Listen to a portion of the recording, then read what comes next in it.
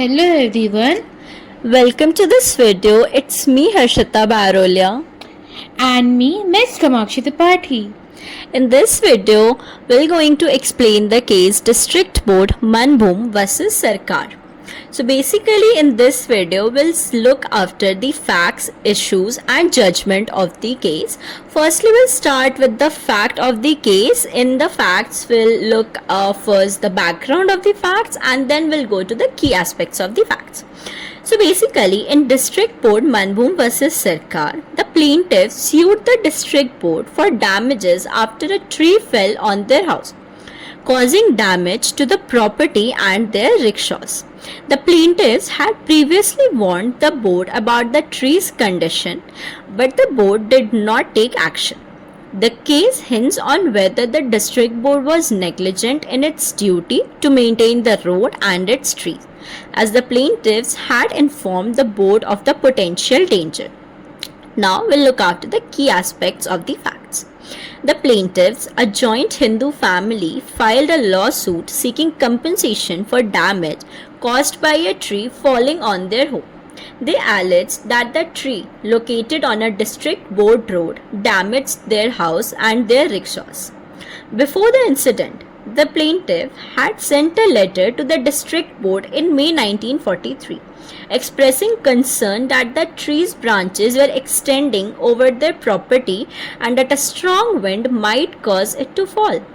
They requested the board to loop off the branches or cut down the tree. The district board, which had the authority to plant trees under the Bihar and Orissa Local Self-Government Act, did not act on the plaintiff's warning. The core legal question was whether the district board was liable for damages. Here we have ended with the facts and now we'll go to the issues, that what was the issues of the case. So firstly we'll look at the background of the issues.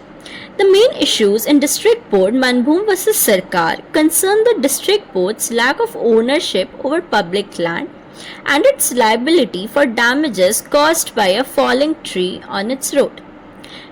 Key questions include whether the District Board had proprietary rights over the land and whether it was negligent in allowing a tree to stand in a condition that posed a danger to nearby property.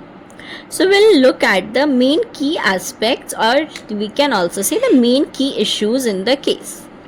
The case addresses the extent of a district board's authority over land acquired by the government for public use, like railway expansion.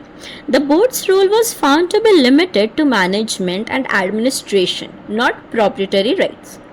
The central issue was the district board's liability for damages caused by a falling tree from its road onto the plaintiff's property.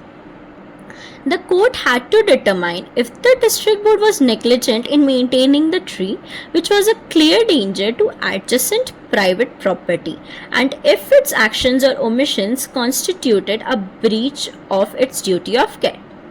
The case examined whether the act of allowing the tree to remain in a dangerous state was a form of misfeasance, that means a positive action, or nonfeasance, that means an omission to act, and if this distinction affects liability. So here we have done with the facts and issues of the case. So after looking on both the facts and issues, let's go to the judgment, that what was the judgment given by the Patna High Court on this case. So first we look at the background of the judgment. The judgment in District Board Manbhum vs Syamapada Sarkar found the District Board liable for damages because its failure to properly maintain a tree was a case of nonfeasance, which is an omission, and not misfeasance.